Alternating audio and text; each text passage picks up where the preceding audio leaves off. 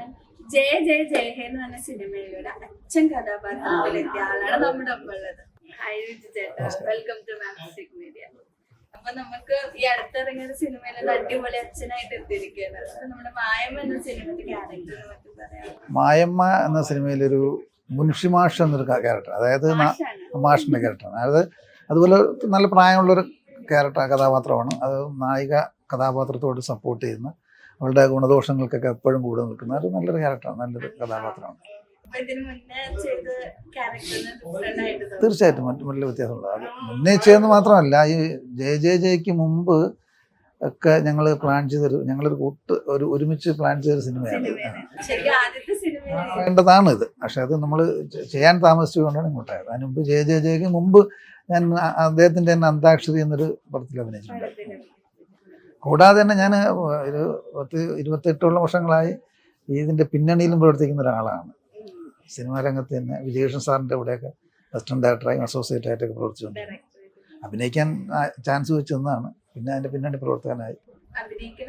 തീർച്ചയായിട്ടും ഞാനൊരു 38-39 വർഷമായി പ്രൊഫഷണൽ നാടകരംഗത്താണ്. സ്വന്തമായി നാടക സമിതി ഉണ്ടായിരുന്നു.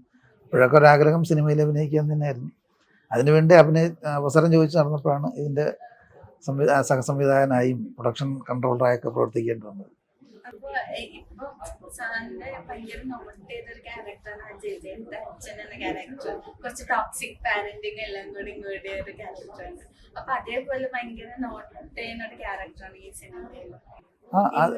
മുൻഷി രണ്ടും ക്യാരക്ടറും കഥയും വ്യത്യാസമാണ്, ഈ കാലഘട്ടം വ്യത്യാസമാണ്, കഥാപാത്രത്തിലും വ്യത്യാസമാണ്, പ്രായം വ്യത്യാസമാണ്. രണ്ടും രണ്ട് പ്രായത്തിലുള്ള, രണ്ടും നല്ല എല്ലാവർക്കും ഇഷ്ടപ്പെടുന്ന രീതിയിലുള്ള ക്യാരക്ടറാണ്. ഇതിൽ സപ്പോർട്ട് ചെയ്യുന്ന ക്യാരക്ടറാണ്.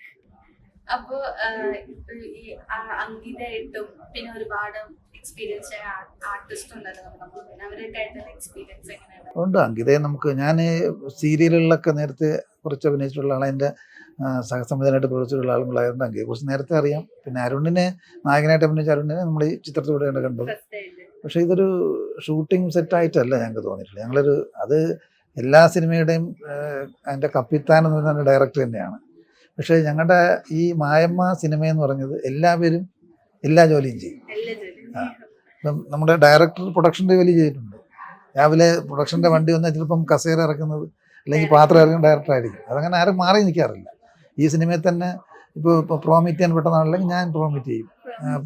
റിപ്പോർട്ടർ ആണെങ്കിൽ എന്തെങ്കിലും ഉണ്ടെങ്കിൽ ഞങ്ങളെല്ലാം അതുപോലെ എല്ലാവരും എല്ലാ ജോലിയും ചെയ്യുകൊണ്ട് ഞങ്ങൾ കൂട്ടായ ഒരു കുടുംബം പോലെ ഒരു ചിത്രമാണ്.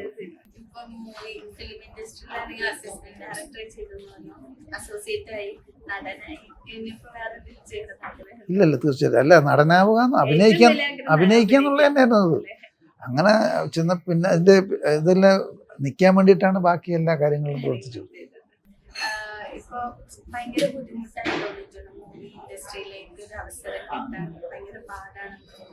എനിക്കൊരിക്കലും തോന്നിയിട്ടില്ല അങ്ങനെ പാടാണ്. പക്ഷെ ഞാൻ ഈ 38 വർഷത്തോളം കാത്തിരുന്നെങ്കിൽ ഇടയ്ക്ക് എല്ലാം ചെറിയ ചെറിയ വേഷങ്ങളൊക്കെ ചെയ്തുകൊണ്ടെങ്കിൽ ശ്രദ്ധിക്കപ്പെട്ട കഥാപാത്രം കിട്ടിയത് ഈ അടുത്ത കാലത്താണെങ്കിൽ തന്നെയും ഇപ്പോഴങ്ങനെ ഒരു മൂവിയിൽ അഭിനയിക്കാൻ അങ്ങനെ ഒരു പാടെന്ന് എനിക്ക് തോന്നി. ഇപ്പം ഇഷ്ടംപോലെ അവസരങ്ങളുണ്ട് ഈ സിനിമയിലെത്താൻ. നമ്മൾ താല്പര്യം വേണം, പക്ഷെ അതിനൊരു അർപ്പണ ബോധം വേണമെന്ന് എൻ്റെ അഭിപ്രായം. അത് ഇപ്പോഴത്തെ സിനിമയിൽ അത് ഇല്ലെന്ന് തോന്നുന്നു. കാരണം ഞങ്ങളുടെ ഒരു പഴയ കാലത്തെ സിനിമ, ഞാൻ കുറേ കാലം കൊണ്ട് ഈ സിനിമയുടെ പിന്നിൽ പ്രവർത്തിക്കുന്ന ആളായതുകൊണ്ട് എനിക്ക് കുറേയൊക്കെ അറിയാം. പണ്ടത്തെ നടന്മാരുടെയൊക്കെ ഇൻ്റർവ്യൂ ആക്കുമ്പോഴത്തേക്ക് നമുക്കറിയാൻ പറ്റും. ഷൂട്ടിംഗ് സെറ്റിൽ ഞങ്ങളൊരു കുടുംബം പോലെയായിരുന്നു. പിന്നെ വന്നപ്പോൾ അത് കാണാനില്ല. പക്ഷെ ഞങ്ങൾ അതിനുശേഷം ഞങ്ങൾ കുടുംബം പോലെ ജയ ജയ ജയ ആയിരുന്നാലും ഇപ്പോൾ ഈ മായമ്മ ആയിരുന്നാലും ഞങ്ങളങ്ങനെ ഒരു കുടുംബമായിട്ട് വർക്ക് ചെയ്തൊരു സിനിമ തന്നെയാണിത്. ഒരുപാട് വർഷത്തെ സിനിമ ഇൻഡസ്ട്രിയിൽ വർക്ക് ചെയ്തു എന്ന് പറഞ്ഞല്ലോ. അപ്പൊ ഭയങ്കരമായിട്ട് സിനിമയ്ക്കും ഈ മലയാളം മൂവീസിനും അതേപോലെ അവിടുത്തെ കാര്യങ്ങൾക്ക് ഒരുപാട് മാറ്റം തോന്നിയിട്ടുണ്ട്. ആസ്വാദനം ഇപ്പോൾ പ്രേക്ഷകരെ കയറി എടുത്താൽ പ്രേക്ഷകരുടെ ആസ്വാദനത്തിന് മാറ്റം വന്നിട്ടുണ്ട്. പിന്നെ അഭിനേതാക്കൾക്ക് മാറ്റം വന്നിട്ടുണ്ട്. അവസരങ്ങൾ ചോദിച്ച് വരണവർക്ക് മാറ്റം വന്നിട്ടുണ്ട്. തീർച്ചയായിട്ടും മാറ്റം വന്നിട്ടുണ്ട്. പക്ഷെ ഞാൻ എങ്ങനെയൊക്കെ മാറ്റം വന്നാലും ഇപ്പം ഇപ്പോഴത്തെ സിനിമയുടെ മേക്കിംഗ് ഒരു ഡയറക്ടറുടെ ഒരു പ്രത്യേക മേക്കിങ്ങാണ് ഇപ്പോഴത്തെ സിനിമ. പക്ഷേ അല്ലാതെ കാമ്പുള്ള നല്ല ഹൃദയസ്പർശിയായ കഥകളുണ്ടെങ്കിലും ആ സിനിമ ജനം സ്വീകരിക്കുമെന്നാണ് എന്നാണ് എൻ്റെ വിശ്വാസം.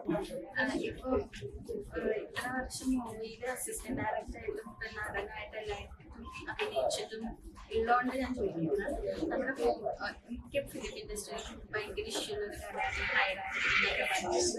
ഈ ഹൈറാർക്കി ഓരോരോ തട്ടിൽ ഓരോ ആൾക്കാർ അങ്ങനെയൊക്കെ ഇഷ്യൂസ്.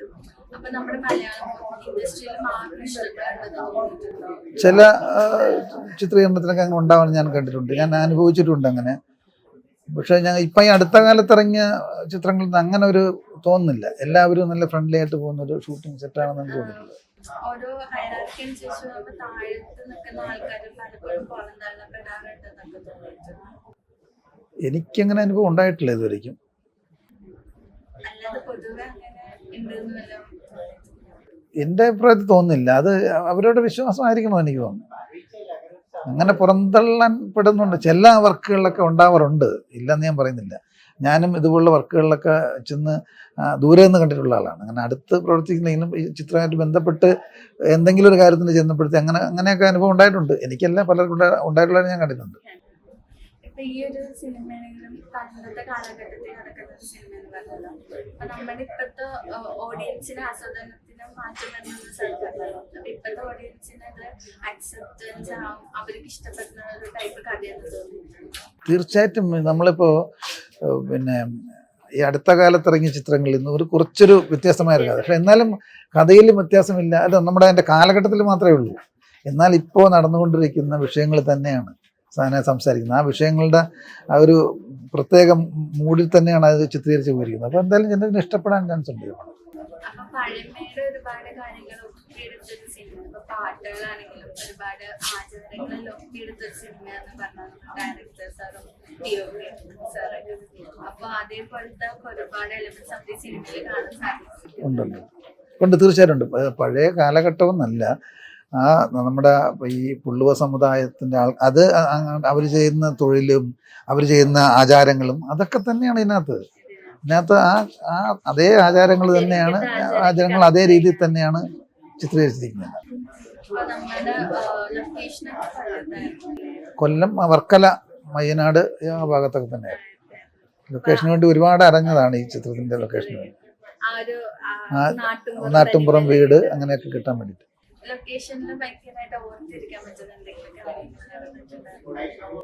എല്ലാ ദിവസവും ഓർത്തിരിക്കാൻ പറ്റുന്നത് അതല്ല ഞാൻ പറഞ്ഞു. ഞങ്ങളിപ്പോൾ വീട്ടിൽ എങ്ങനെയാണോ പെരുമാറുന്നത്, തീർച്ചയായിട്ടും അത് ഷൂട്ട് കഴിഞ്ഞപ്പോൾ എല്ലാവർക്കും വിഷമമുണ്ടായ സംഭവം അത് തന്നെയാണ്. പെട്ടെന്ന് പിരിയുക. അതിപ്പോൾ നമ്മളിപ്പോൾ 30-32 ദിവസം എടുത്താണ് ഷൂട്ട് ചെയ്തത്. അപ്പം ചിലവർക്കൊക്കെ അതിനകത്ത് 15 ദിവസം ഉണ്ടാവുള്ളൂ. പക്ഷെ എന്നാലും എല്ലാവരും ഈ 30 ദിവസം ഉണ്ടായിരുന്നു എന്നുള്ളതാണ്. ആരും പോയിട്ടില്ല. അവരൊക്കെ വർക്കില്ലെങ്കിലും ആ ക്രൂവിൻ്റെ ഒപ്പം ഉണ്ടായിരിക്കും എല്ലാവരും. അങ്ങനെയാണ് ഷൂട്ട് ചെയ്തത്.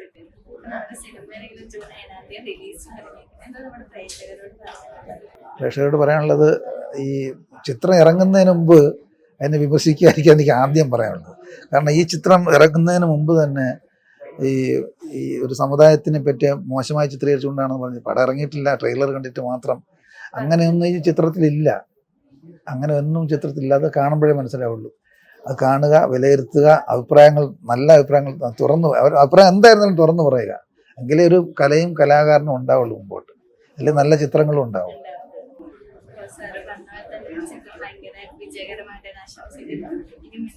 നല്ല